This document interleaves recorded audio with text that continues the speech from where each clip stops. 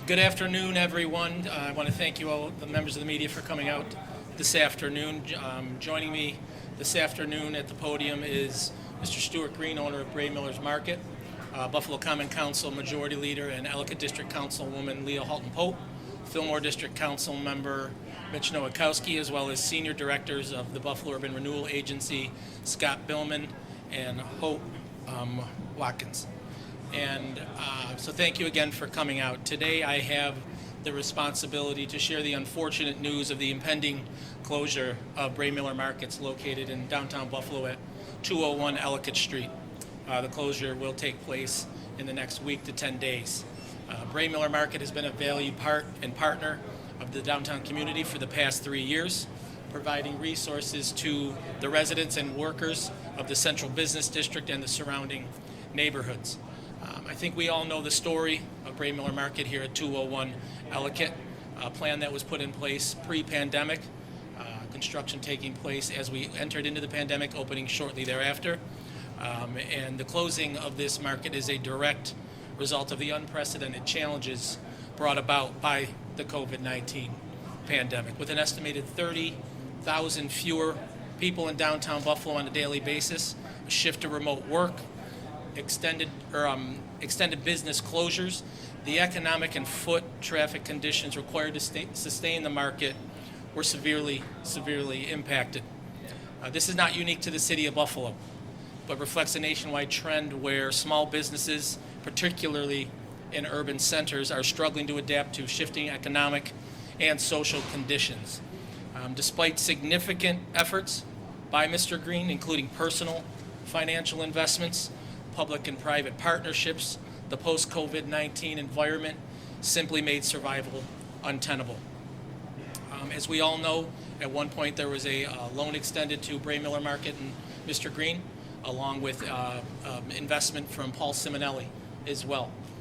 I know there was criticism of that loan at that time, but I can tell you as a member of the council at that time who was excited at the possibility of a market opening downtown, we were able to use the loan to Braymiller as leverage to bring $3.5 million into our small business community through a small business grant program with Grow America. And that has resulted in small grants going out to 236 small businesses in every district across the city of Buffalo, nearly half of them being minority owned, which is a key reflection of the commitment of the city of Buffalo to equitable economic recovery. Obviously, there's some great concern of what will happen to this property moving forward. I can tell you that a public use has been identified and an announcement will be made soon. We are working diligently to finalize lease terms and to ensure that this location continues to serve as an essential part of this neighborhood. I want to take a moment to thank Stuart Green for his bold vision and unwavering commitment to this location and addressing a long-standing food desert here in downtown Buffalo. I was talking to Stuart beforehand, and you know, there's a lot of all other grocers who balked at the possibility of bringing a grocery store to downtown Buffalo, and Stuart was willing to invest at great personal risk and invested in downtown Buffalo.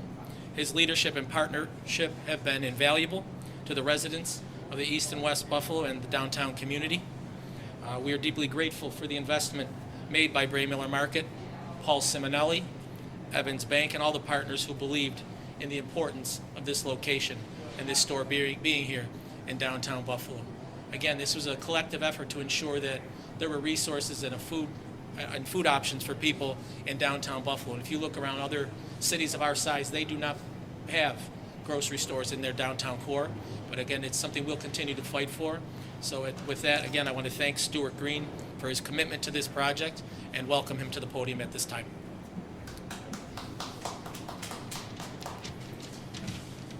I'd like to thank everyone that helped Braymiller Market get this far.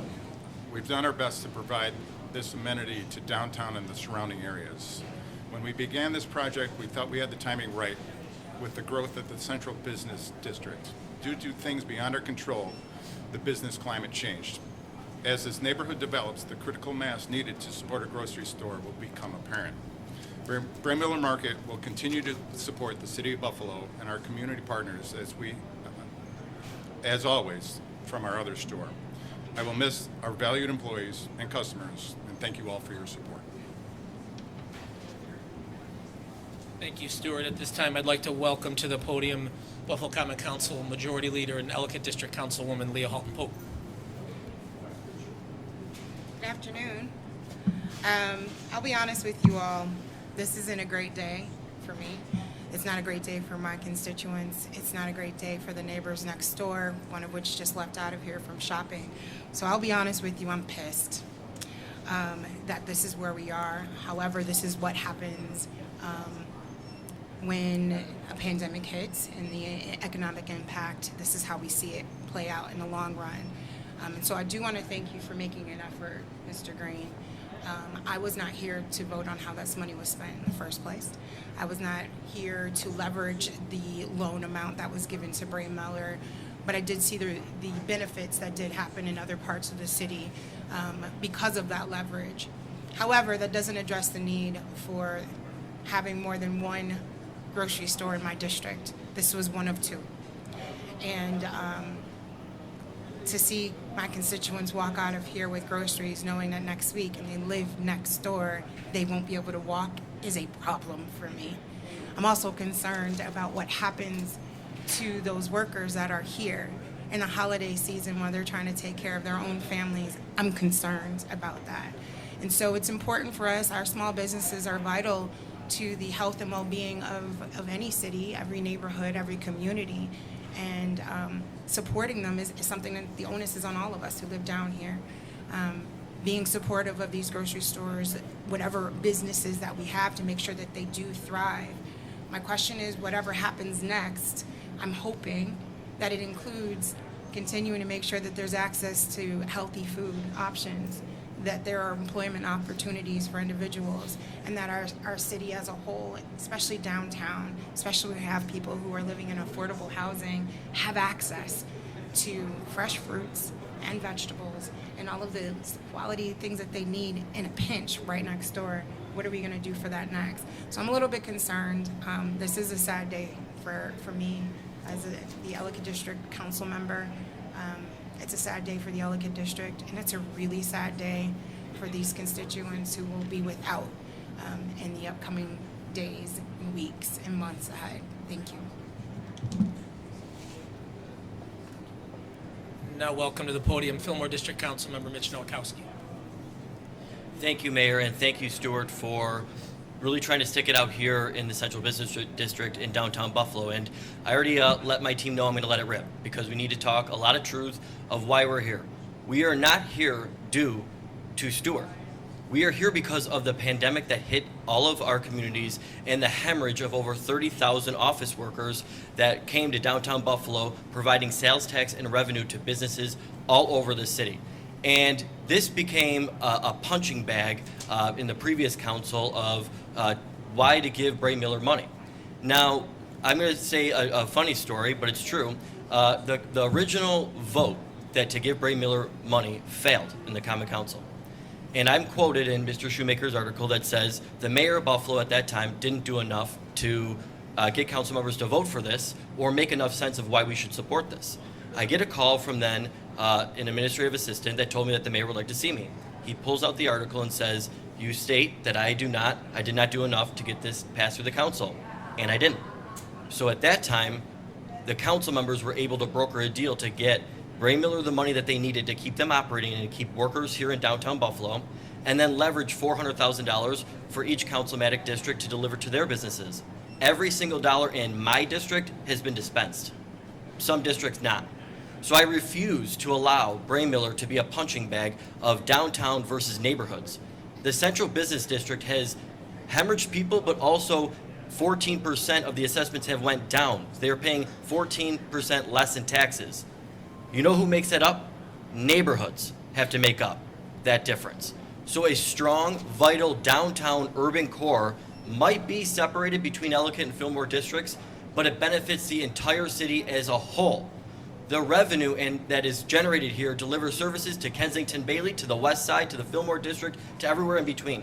So it might be between two districts, but the central business district and downtown belongs to us all. Now, I'm an urbanist. I understand I live in the city of Buffalo. I live in a city. I don't live in a village. I don't live in a town. So for us to be able to successfully bring back downtown to revitalization is incumbent upon all of us. It's not about politicians kicking the can down the road and who gave what to whom. It belongs to all of us, because when downtown and urban city centers thrive, the entire region thrives. So I'm not going to abandon a downtown that has residential units. I'm not going to abandon a downtown that has pharmacies and grocery stores and amenities that are able to provide a quality of life to everybody, because that's what cities do. And cities also regenerate themselves time and time again, and I'm confident in downtown Buffalo's regeneration. Thank you. Thank you, Council Member. Just to follow up, I think Council Member Nowakowski hit the nail on the head, excuse me, how important it is to build up our downtown core. And we have been engaging our private sector partners on a daily basis to get them to be partners with the City of Buffalo to see what we can do to make sure that our downtown core flourishes. At the City of Buffalo, we're holding people accountable. We want them in the building working. We're hoping that private sector companies will get people back in the buildings as well and visiting our downtown core, so other businesses can open up and benefit from that.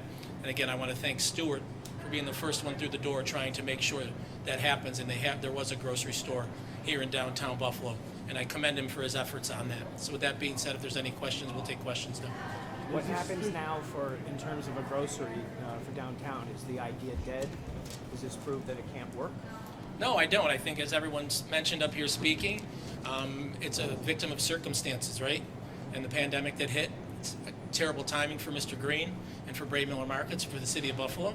But no, I think if you start giving up on ideas like this, you start giving up on the downtown core, you might as well start giving up on the City of Buffalo, and that's not going to happen under my watch, I can tell you that. I'll continue to work with my partners in government, our partners in the our private sector, our partners in the nonprofit sector, to make sure that downtown flourishes. And we'll do whatever we can to make sure that that happens. So where will you look? Sometimes things don't come to fruition, so I don't want to go into too much, but I think in the very near future, you'll get an announcement out of us about what it is, but it'll be a very public use that will lend itself perfectly to this community and what this community needs. Public safety? No. Public safety related? Perhaps. Do we think that this closure reflects poorly on the city or where the city is at right now with the downtown situation? No, like I said earlier, this is reflective of urban centers across the entire country trying to rebound from the COVID-19 pandemic. People working remotely, all downtown centers across the country have fewer people in them. And unfortunately, this is just a victim of terrible timing, unfortunately, something that we couldn't foresee.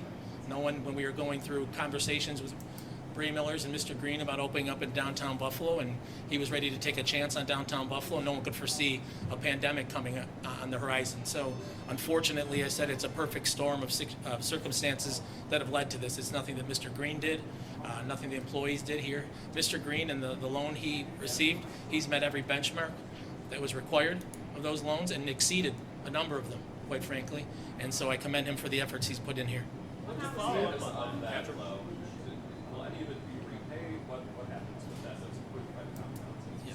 So as of right now, I don't believe the city is required to pay any of it back at this point, so I think we're all set there.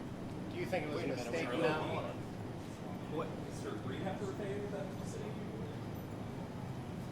Particulars on it?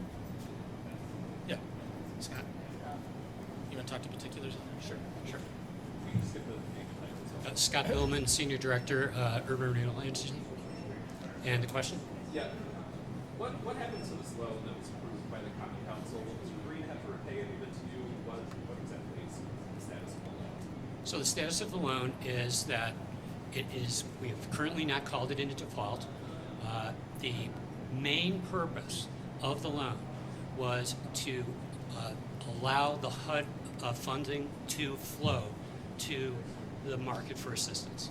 And the basis of the funding is based on the number of employees that are held as full-time employees by the market, retained or created. So for each employee, you get a certain amount of HUD assistance. It's about $80,000 per employee. In fact, the market employed at least three times that amount that was needed. So in HUD's eyes, it is a completed project that met its goals, and the objective of retaining and creating jobs in the city was completed.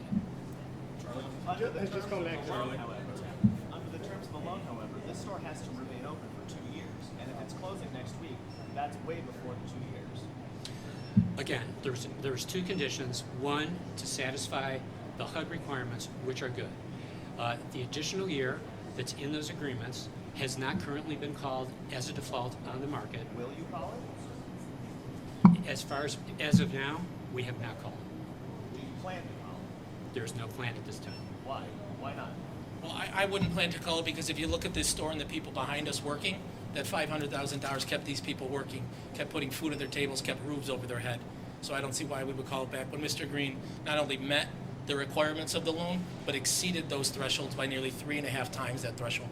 Charlie, do you think, Charlie, just in hindsight, going with that, do you think that, it was a mistake now to give this bailout a year ago, or? No, I don't believe so, and I voted as a member of the Buffalo Common Council to approve the loan, because not only did it provide Braymiller a chance to continue operating, people to continue working here and provide for their families, customers an option here to shop, but it also leveraged $3.5 million worth of small business assistance to every district across the city of Buffalo, which has impacted 236 businesses.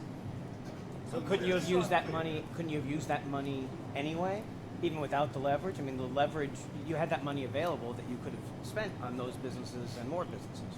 Yes, but at the time, no one was talking about doing that. There was no conversation about that happening. And the fact that the conversation started about assisting Braymiller because of how important other people thought it was, how important I thought it was, to ensure we had a grocery store in downtown Buffalo, we were able to turn that into $3.5 million for other small businesses across the city. So to be clear, the city doesn't intend to claw back any of that money? Not right now, no. I spoke to some shoppers who are obviously upset about this closure. A lot of them concerned about where they're going to get their groceries next if they don't have transportation. Councilwoman, I know this is something that you suggested. People are worried that there's going to be desert down here. So what's it go from here? Yeah, we're going to have to continue talking with grocers and other things to see what we can do to bring options to this community, and not just this community down here in downtown Buffalo, but other communities across the entire city of Buffalo. There are there are other areas in the city of Buffalo suffering from the same situation, food deserts and things of that nature. So we'll continue to work with my partners in government, on the council, the federal, the state, the county level, whatever we can do to make sure we're providing fresh food options for everyone in every corner of the city of Buffalo. I just want to ask. If you're talking to another retailer, developer, and everybody lines up to be number two here, they're going to point to Braymiller not working out. Doesn't that make it a tougher sell for you to say? Well, I think we can't work on that alone. We have to work on the downtown core as well and getting people back down here and repair the situations that led to the closure here. You can't just say, all right, come on in and turn the key and open the grocery store again. You have to work with our partners in the private sector and otherwise to make sure we have more people in downtown Buffalo. Build this core up, get people living down here, get people visiting down here, entertainment, everything you can to get people living down here so that this store, this location or another location, whatever it might be, can be successful in the future. Number of employees is 36. That's 36 families impacted by this. So this is not, I don't think this is a decision that's entered into lightly by the city, by the Buffalo Urban Renewal Agency, by Mr. Green. No one wants to have 36 families without a paycheck during the holiday season. So it's not a decision that's been entered into lightly, but unfortunately the market conditions have kind of dictated it. Do you think this was the wrong location? No, I think we're in here in downtown Buffalo, and we should have a grocery store in downtown Buffalo. I mean, And, specific, was this right here the wrong location? Would there have been a better location within downtown? I mean, I don't see how moving the location 6 blocks in any direction would impact it. The market situation was the market situation after the pandemic, and 30,000 people being down here are going to impact it whether it's 6 blocks that way or that way. All right, guys, thank you. No more questions. Look for the Brown administration when they oppose this project. I'm sorry, Kristen? Does this have some bad look for the Brown administration when they oppose this project and it's impacted at all? No, I think you have several different areas of government, different levels of government that were in favor of this happening. And again, unfortunately, we got to a point where it opened, and again, Mr. Green was willing to take the chance to come down to downtown Buffalo. A very successful operation out in Hamburg, and could have stayed there and continued moving along with his life, but decided to take a chance on downtown Buffalo and the city of Buffalo and its residents. So I don't think it was a mistake or a black eye or anything on anyone, but unfortunately, COVID-19 and the market conditions have put an end to it. One more, then we gotta go. I'm sorry to harp on this again, but the terms of the loan specifically said it's got to be open for 2 years, and you're saying that you're just going to write off that loan even though it's closed in a year. Can you please explain more about that? In speaking with general counsel from the Buffalo Urban Renewal Agency and other people within the agency, it's explained to me that criteria have been met, and so therefore we will not call into question the loan. What criteria? That's it. Thank you. Thank you. Thank you, everyone.